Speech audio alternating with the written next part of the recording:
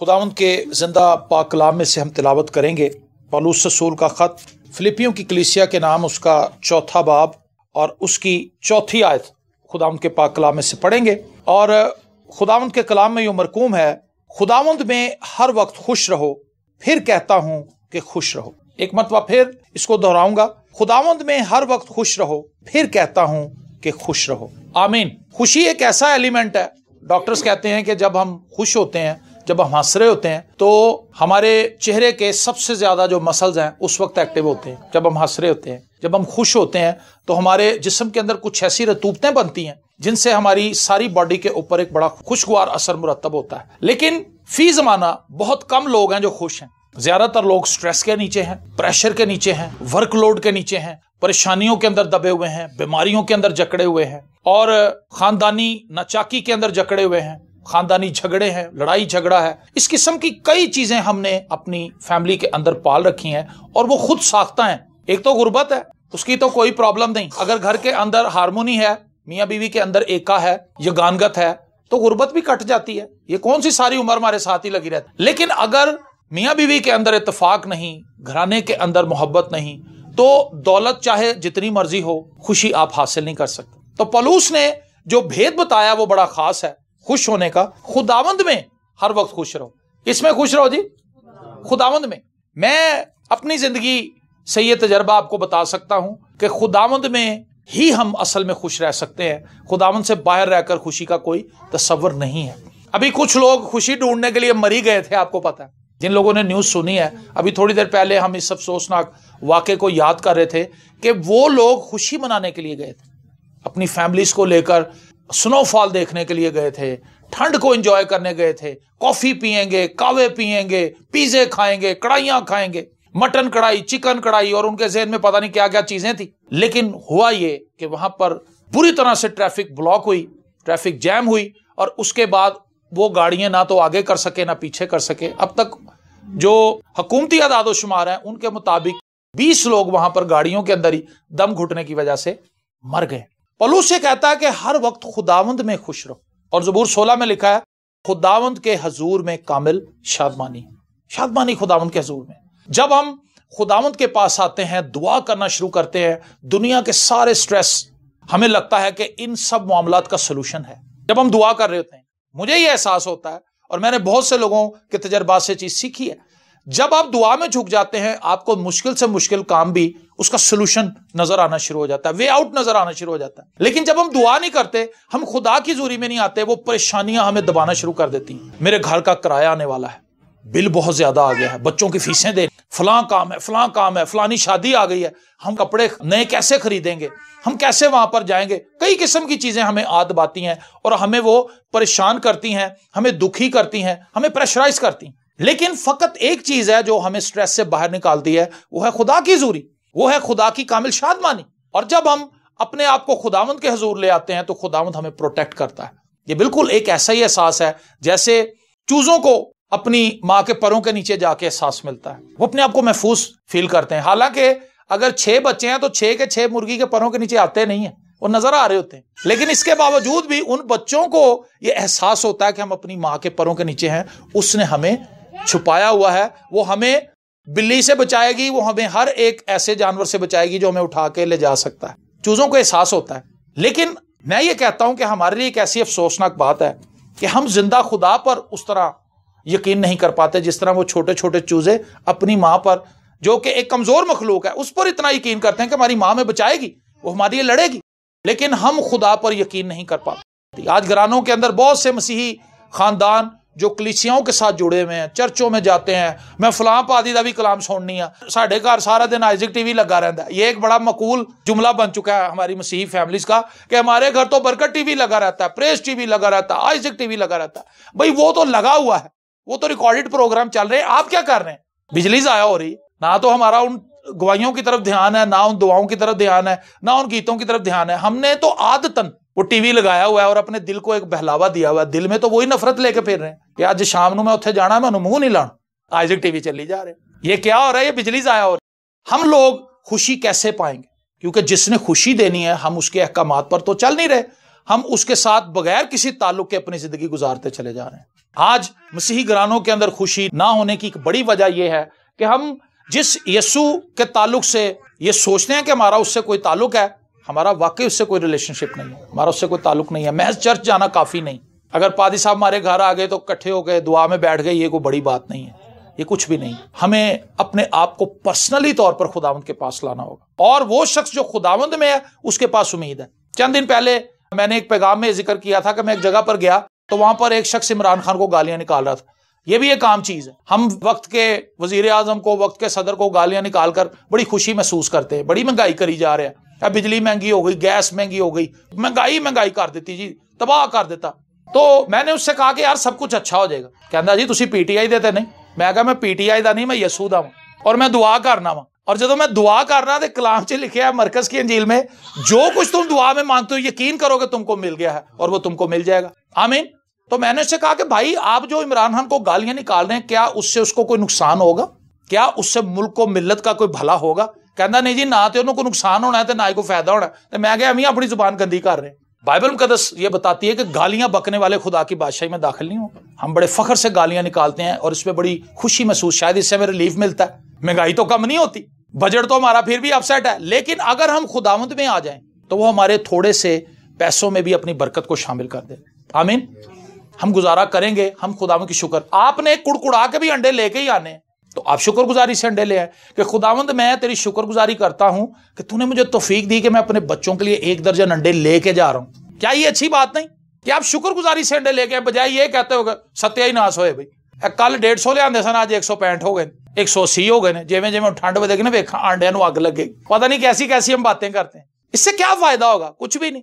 अगर आप शुक्रगुजारी से लेके आएंगे तो खुदा भी खुश होगा कि भाई महंगाई का दौर है, इस शख्स को मैंने तौफीक दी है, ये इसके लिए शुक्रगुजार है। हम अगर दूध खरीद के ला रहे हैं, हम अगर सब्जी खरीद के ला रहे हैं, हम अच्छे खाने खा रहे हैं, सब कुछ हम कर रहे हैं, तो हम ना शुक्र क्यों बने? खुदावंद में खुश रहा जा सकता है, खुदावंद से बाहर खुशी कहीं नहीं।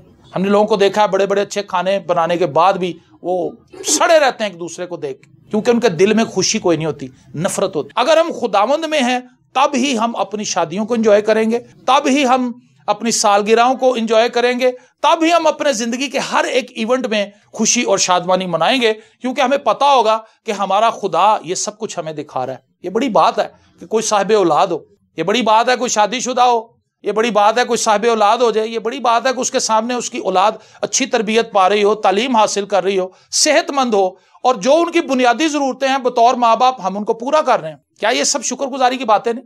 कई बार हम इन सब चीजों को अपने ऊपर बोझ समझ लेते हैं। वो की मुसीबत पै गई बच्चियां।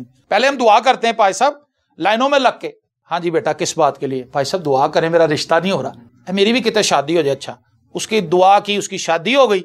शादी होने के बाद लोगों ने उसको सताया कि उन ताड़े बच्चे नहीं होंगे। हम बड़े ना शुक्रे लोग हैं, मैंने देखा, और बड़े सेंस से खाली लोग। हमारे बुजुर्ग जो हैं, मैं माजरत के साथ ये कहूंगा, हमारे बुजुर्ग बहुत तंग करते हैं और वो पूछते हैं हाँ जी की हिसाब किताब है भाई, ये क्या बात? मैं तो इससे बड़ी बदतमीजी की बात समझता हूं, लेकिन हमारे जो बुजुर्ग हैं वो इसको बड़ी फखरिया बात समझते हैं। क्या किसी लड़की की या किसी लड़के की ख्वाहिश होगी कि हमारी शादी हो गई, हम बेऔलादी ने? मेरे ख्याल से जितने भी जोड़े यहाँ पे बैठे कोई भी हाँ में जवाब नहीं देगा, वो कहेगा नहीं जी ये तो गलत गल।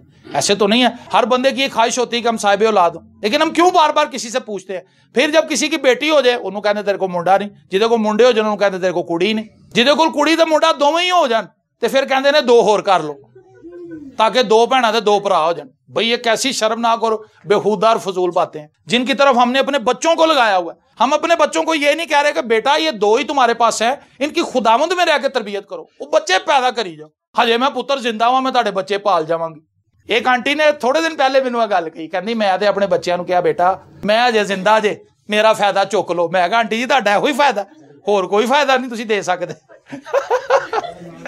तुहाडा बस यही फायदा है कि तुसीं बच्चे पालने। आप कोई दुआ की तरफ ध्यान लगाएं कि बेटा अब मैंने तुम्हारे बच्चों को फीडर भी बना के दे दिया, उनको पैम्पर भी लगा दिया, और मेरा दुआ का टाइम हो गया। मैं इन्हां दी दादी हां, मैं इन्हां लई दुआ करांगी, मैं इन्हां लई रोजे रखांगी, मैं इन्हां लई बरकत मंगांगी। इस तरह तो हमारा ध्यान नहीं है। पौलुस कहता है खुश रहो लेकिन खुदावंद में खुश रहो। आज हम खुशियां खुदा से हट के ढूंढने की कोशिश कर रहे हैं, हमें खुशी मिल नहीं रही। कईयों को लगता है कि हमारे पास अगर ज्यादा पैसा आ जाए तो बड़ी खुशी आ जाएगी। कईयों को लगता है कि साढ़े कोल मोटरसाइकिल है, साढ़े कोल गड्डी आ जाएगी ना तो काम हल हो, होर पासे टुर जाएगा। वो गाड़ी ले लेते, गाड़ी का पता लगता है, मोटरसाइकिल का तो खर्चा ही कोई नहीं सी, गड्डी दे खर्चे ही बड़े, फिर खुशी गायब। फिर कहते हैं बेच दो, नवी मोटरसाइकिल ले लो, फिर मोटरसाइकिल पे आ जाते। मतलब हमें जिन चीजों के लिए खुशी मनाने की जरूरत है, हम खुशी नहीं मनाते उनके लिए, हम खुदा उनके शुक्रगुजार भी नहीं है। तो मैं आपको ये बताना चाहता हूं, अगर हमारी जिंदगी के अंदर खुशी नहीं है तो उसकी बड़ी वजह यह है कि हम गुनाह के अंदर जिंदगी बसर कर, और खुदा के साथ हमारा ताल्लुक कोई नहीं। अगर हम गुनाह के अंदर हैं तो हम कभी खुश नहीं हो सकते। मैं आपको ये बात वाज़ेह तौर पे बताना चाहता हूं, वो शख्स जो गुनाह की हालत में है वो कभी खुशी का तसव्वुर नहीं कर सकता, और जिन चीजों को वो खुशी समझता है असल में खुशी नहीं होती। जो शख्स शराब पी रहा है, उसके लिए शराब कितनी जबरदस्त चीज है। उस वक्त जब वो पी रहा है, ड्रिंक कर रहा है, नशे की हालत में, कहता है यार मैं एंजॉय कर रहा है, बड़े सुरूर चा, बड़ा मजा आ रहा है। लेकिन जब उसका नशा उतर जाता है, वो कहाँ है? अपनी जिंदगी पर हमें गौर करने की जरूरत है। अगर हम गुनाह की हालत में, हमारे यहाँ पे अभी यूहन्नाबाद में 4 बंदे मर गए, खुद ही उन्होंने किते बनाई सी कच्ची ते पी के निकल गए ने अगे, और उनके पीछे मेमोरियल सर्विस हो रही है, उन्होंने पीछे सारियां दुआवां हो रही हैं, लेकिन वो किस फायदे दी दुआवां उन्होंने, उनकी फैमिली वालों के पैसे लग रहे हैं देगों पे, लेकिन जहां उन्होंने पहुंचना था वहां पहुंच गए। इसीलिए हमें इस बात पर गौर करने की जरूरत है कि खुशी हमें मिलनी है खुदावंद के हाथ के नीचे आकर, खुदावंद के साथ ताल्लुक बना के। अगर हम खुदावंद में नहीं हैं तो मेरे अजीजों, हम इस जमीन पर कितनी देर जिंदा रहेंगे? 10 साल, 15 साल, 20 साल और होंगे, 40 साल होंगे, लेकिन आखिर को वो वक्त खत्म होना है, आखिर को वो टाइम खत्म हो जाएगा, और फिर जब हम ऊपर जाएंगे तो हमें उसका हिसाब तो देना है। तो मैं आपसे ये कहना चाहता हूं कि अगर आप खुशी के मुतमन्नी और मुतलाशी हैं तो खुशी आपको फकत खुदावंद में मिलेगी। बहुत से जो बहन भाई यहाँ पे वो जानते हैं, मैं अपनी इस मुख्तसर सी गवाही पर इस पैगाम को खत्म करूंगा कि मेरी पैदाइश गढ़ी शौ की है। गढ़ी शौ में मैं पैदा हुआ था, और मैंने अपना बहुत सा जो वक्त है वो मियाँ मीर में गुजारा है। मेरे वालिद साहब की यहाँ पे डेथ हुई थी, मेरी वालदा की जो डेथ है वो गढ़ी शौ में हुई थी, सेम ईयर में 99 में वालदा की भी डेथ हुई, और ठीक 7 माह के बाद मेरे वालिद साहब की भी डेथ हो गई। मेरी एक छोटी बहन थी, उसको पोलियो था, वो चल फिर नहीं सकती थी, सिर्फ उसका मुंह बच गया था, बाकी पोलियो ने उसकी सारी बॉडी को खा लिया था। वो मफलूज थी, अपाहिज थी, चल फिर नहीं सकती थी। हम खुशी की तलाश में थे, काश कोई खुशी का पल हमें मिल जाए, लेकिन खुशी कहीं नहीं थी। और फिर मेरी वालदा और मेरे वालिद साहब के मरने के बाद हमारे ऊपर जो क्राइसिस आए वो ये थे कि हम दोनों बहन भाई भी अलग हो गए। मैं गढ़ी शौ में रह गया क्योंकि मैं यहाँ पे मेरी स्कूलिंग थी, और महमूद बूटी, अगर आप में से कुछ लोग जानते हो, शालामार बाग से आगे जाएं पाकिस्तान मिंट की तरफ, तो वहां पर महमूद बूटी एक इलाका है, वहां पर मेरे ताया जी रहते थे। वो मेरी बहन को ले गए, उन्होंने कहा कि भाई मेरी 2 बेटियां हैं, तो इसको तो डील करने के लिए लड़कियां चाहिए, कोई मर्द तो नहीं इसको डील कर सकता। तो मैं ऐसा करता हूं कि मैं इसको ले जाता हूं, बच्चे को भी मैं ले जाता, लड़के को भी, लेकिन चूंकि स्कूल इसका इधर है तो आप इसको इधर रख लें। मामू जो थे मैं उनके पास रह गया, और मेरी बहन जो थी वो ताया जी के पास चली। माँ बाप भी मर गए, बहन भाई भी जुदा हो। दुनिया के अंदर दुख बड़ा है, गम बड़ा है, लेकिन इस दुख को काटने वाला यीशु है। अगर हमारा ताल्लुक उससे बन जाए तो हम बच जाएंगे। अगर हमारा उससे ताल्लुक नहीं तो बहुत से लोग खुदकुशियां कर लेते हैं, अपनी जिंदगियां खत्म कर लेते हैं। और मैंने भी यही सोचा कि मैं अपनी जिंदगी को खत्म कर लूं, क्योंकि अपने वालिद साहब के साथ रहते हुए मुझे ट्यूबरक्लोसिस हो चुकी है, मुझे इसका पता नहीं था। मेरे वालिद साहब की ट्यूबरक्लोसिस से डेथ हुई थी, टीबी से, और उनके निगलने की सलाहियत खत्म हो गई थी, वो निगल नहीं सकते थे, कोई भी चीज वो निगल नहीं सकते, इवन के पानी भी पीते थे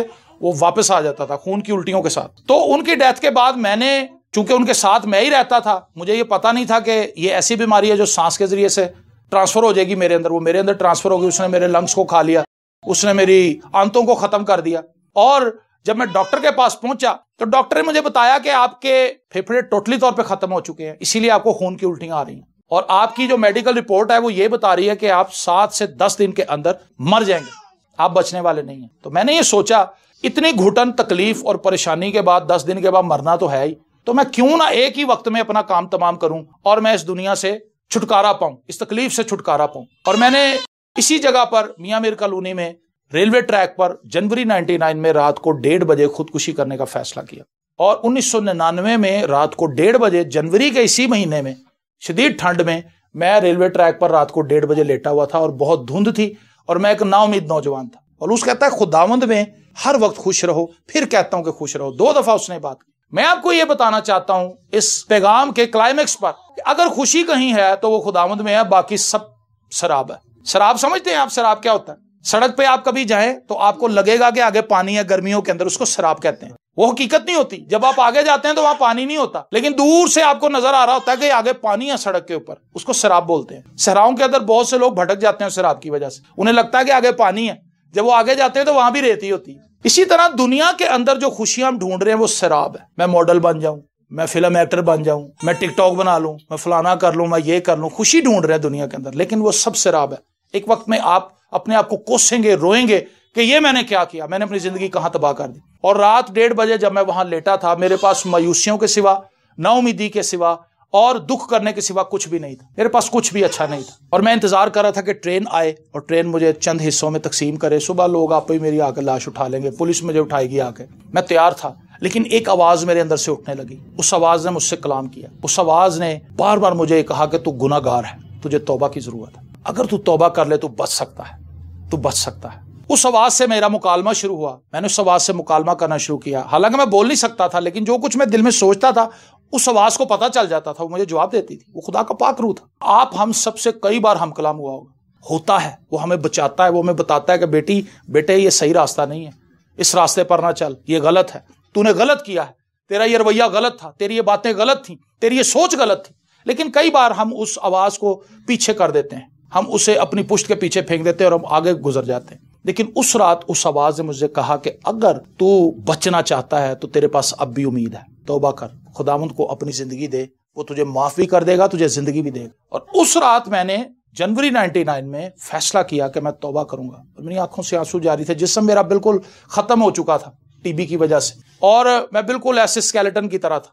और जिस तरह मैं वहां पहुंचा था ऊपर उस रेलवे ट्रैक के ऊपर, वो मैं जानता हूं, उसको लफ्जों में मैं बयान नहीं कर सकता। पंजाबी जैसे कहने रेड़ के मैं गया था, ये मेरी हालत थी। मैं उठ नहीं सकता था, सर्दी ने मेरा ये बुरा हाल कर दिया था, और ऊपर से मेरे जिस्म में था ही कुछ नहीं।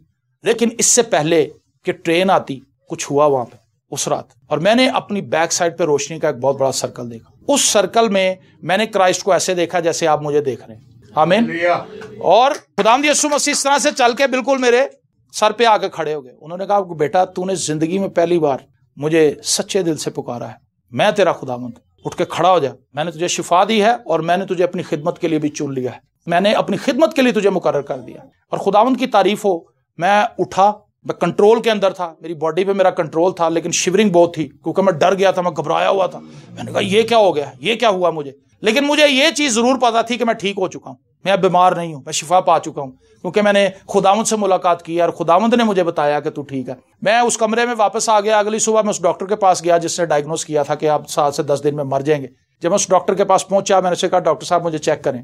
उसने मुझे देखा, बड़ा मायूस हुआ। उन्हें कहा कि मुफ्त है बंदा, क्योंकि पैसे तो को है कोई नहीं, मुफ्त बारे एने मेरे को दवाई दे पैसे नहीं, चेकअप दे भी पैसे नहीं देता, और कहता मैं यतीम है, मेरे माँ प्यो कोई नहीं।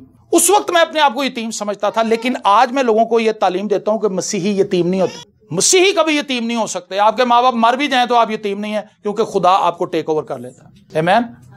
दाऊद कहता है, जब मेरे माँ और बाप मुझे छोड़ देंगे तो खुदावंद मुझे संभाल लेगा। आमीन। खुदा ऐसा करता है। और खुदावंद ने मेरे लिए बड़े जबरदस्त काम किए। और डॉक्टर ने कहा कि भाई इसको चेक करो। मैं कहा नहीं डॉक्टर साहब, खाली चेक नहीं, मेरा एक्सरा करो। अच्छा, कहता है यार कर दो एक्सरा। और जब वो मुझे एक्सरा रूम में अंदर लेकर गया, उससे मेरा एक्सरा लिया, एक्सरा डेवलप करके जब वो वापस लाया, उसने उसको अपनी स्क्रीन पे लगाया, लाइट जलाई, उसके अंदर 2 ब्रांड न्यू फेफड़े थे, 2 ब्रांड न्यू थे। और वो हैरान हुआ बड़ा, कहता जी हुण तुहाडा अल्ट्रासाउंड भी होना है, लेटो तुसी। उससे मुझे लिटाया, जेल लगाया, उससे मेरा अल्ट्रासाउंड किया, मेरी आंतें भी बिल्कुल ठीक थी, बिल्कुल ठीक। 22 साल से मुझे कोई प्रॉब्लम नहीं है, खुदा का शुक्र है। मैं खुदा का कलाम सुना रहा हूँ 22 साल से नॉन स्टॉप। ये 23वां साल है मुझे अंजील सुनाते हुए। खुदावंद का शुक्रगुजार हूं इस बात का। खुदावंद ने मुझे बहुत सी बरकत दी। मेरी फैमिली खत्म हो गई थी, मेरी मिसेज आपके सामने बैठी है, मेरा बेटा बैठा हुआ वाइस। खुदावंद ने मुझे खानदान दिया दोबारा। बाइबल मुकद्दस में लिखा है, वो तन्हा को खानदान बख्शता है। जिसका खानदान खत्म हो जाए, खुदा उसको दोबारा से मेंड कर देता, दोबारा से जोड़ देता, टूटे हुए को दोबारा से खुदावंद बहाल कर देता, जोड़ देता। ये खुदावंद की करम नवाजी। ये सारी खुशियां मुझे खुदावंद में मिली। और मेरी एजुकेशन रुक चुकी थी माँ बाप के मरने के बाद। मैं एक जगह पे जॉब लग गया, तो वो मुस्लिम आदमी था, लेकिन उस शख्स को खुदा ने इतना उभारा मेरे लिए कि उसने मुझे पढ़ाना शुरू किया। उसने कहा, पुत्र तू पढ़ी जा, मेरा काम करी जा, ओदे च खयानत ना करी, दयानतदारी से अपना काम कर, मैं एजुकेशन का बेड़ा उठाता हूँ। मैंने वहां से मैट्रिक की, FA किया, BA किया, MA किया, MA उर्दू किया। MA उर्दू के बाद मैंने वहां से BTH किया, BTH के बाद मैंने मास्टर ऑफ डिविनिटी वहां से किया, और मैं पढ़ता ही गया। आमीन। लिखा है, जब इंसान की रविशें खुदा को पसंद आती हैं तो वो उसके दुश्मनों को भी उसके दोस्त बना देता है। वो तो मुस्लिम भाई था, लेकिन उसने मुझे अपना बेटा बनाया हुआ था। मैंने बाइबल मुकद्दस को ऐसे पढ़ा जैसे भूखा रोटी खाता है, और मुझे इतनी खुशी इसको पढ़ने से मिली है कि मैं उसको लफ्जों में बयान नहीं कर सकता। मैं यहाँ पे सारी रात भी बोलता रहूंगा तो मैं थकूंगा नहीं। उसकी रीजन ये है कि मैंने इस खुशी को हकीकत में पाया है, देखा है, चखा है, छुआ है, महसूस किया है और मेरी जिंदगी का ये हिस्सा है। मैं मुश्किल से मुश्किल हालात के अंदर भी खुदावंद पे ट्रस्ट करता हूं क्योंकि उससे मुझे ट्रस्ट करना सिखाया है। ये मेरी कोई इसमें काबिलियत और सलाहियत नहीं है, ये उसकी करम नवाजी है कि उसने मुझे उन मुश्किल हालात में से निकाल कर ये चीज साबित की है कि बेटा मैं तेरे साथ हूं, मैं सब जगह तुझे संभालने की कुदरत रखता हूं। आमीन। सो इस बेटी के लिए, जियाना के लिए हमारी आज ये दुआ है, हमारी ये विश है कि जिंदगी के तमाम सालों में खुदा पर तवक्कल करने वाली, इससे बड़ी दुआ आप में से कोई भी, हम में से कोई भी इसे नहीं दे सकता। अगर किसी शख्स का तवक्कल खुदा पर है, उसको जुम्बश नहीं हो सकती, उसको कोई हिला नहीं सकता। खुदा एक ऐसा थम है जिनने उन्होंने जफा मार लिया, उन्होंने कोई हिला नहीं सकता। Praise the Lord. सो आइए अपनी आंखों को बंद करें और हम सब दुआ मांगना शुरू करें और खुदावंद की शुक्रगुजारी करना शुरू करें कि वो कैसा मेहरबान है कि उसने हमारे लिए जो गुनाह की हालत में थे अपनी जान दी, वो हमारे लिए जमीन पर आया। चंद दिन पहले हमने क्रिसमस के सीजन में मसीह की आमद का जश्न मनाया, खुशियां मनाई, लोगों ने बड़ी सेटिंग की। अभी तक हम देख रहे हैं पीछे क्रिसमस ट्री लगा हुआ। हम इस सीजन को मनाते हैं, खुशी के साथ मनाते हैं कि निजात दहिंदा आया था। लेकिन सवाल यह है, क्या हम सिर्फ खुशी की हद तक ही रहे? हमने सिर्फ सजावट और खाने पीने में यह वक्त गुजार दिया, या हम इस मैसेज को भी समझ पाए? अगर आज तक हमने अपनी जिंदगी खुदावंद को नहीं दी, हम सिर्फ एक सताई मसीही हैं, तो आज हमारे पास ये मौका है कि हम अपनी जिंदगी खुदावंद के सुपुर्द कर दें। हम उससे कहें, खुदावंद मैंने बहुत से साल अपनी मर्जी से गुजार लिए हैं, लेकिन अब मैं अपनी जिंदगी का बाकी मानदा सारा वक्त तेरी मर्जी के मुताबिक गुजारूंगा। खुदावंद मेरे गुनाहों को माफ कर और अपने लहू से मुझे धो दे, अपने लहू से मुझे पाक कर, मेरी सोचों को पाक कर दे, मेरे ख्यालों को पाक कर दे, मेरे इरादों को पाक कर दे। अपनी जिंदगी खुदावंद को दीजिए, उससे बात कीजिए, उससे कहें, खुदावंद मैं जानता हूं कि तेरे बगैर मैं कुछ नहीं। तूने खुद खुदावंद ये बात कही कि मुझसे जुदा होकर तुम कुछ नहीं कर सकते। अगर खुदावंद हम तुझसे दूर हैं, हम कभी कुछ नहीं कर सकते। हो सकता है हम अपना घर बना लें, हो सकता है हम गाड़ी खरीद लें, हो सकता है हम कोई थोड़ा सा बैंक बैलेंस बना के अपने बच्चों को दे जाए, लेकिन इससे होगा क्या? इससे क्या फर्क पड़ जाएगा? इससे कुछ भी नहीं होने वाला। जरूरी है कि हम अपने बच्चों को यीशु देकर जाएं, हम अपने बच्चों को यीशु से मुतारिफ करवा के जाएं, हम उनको अपनी जिंदगी से एक अच्छा मसीही नमूना देकर जाएं। वो ईमान में खड़े होकर, जब कभी मुश्किल आती थी मेरा बाप ईमान में खड़ा होता था, मेरी माँ ईमान में खड़ी होती थी, वो खुदावंद से दुआ करते थे और खुदावंद उनकी दुआ का जवाब देता था। ये वो सासा है जो सारी उम्र याद रहेगा। जो 10-20 लाख रुपए आप उनके लिए छोड़ के जाएंगे, वो तो उन्होंने खर्च कर ही देना है, लेकिन ईमान की दौलत कभी खत्म नहीं होती।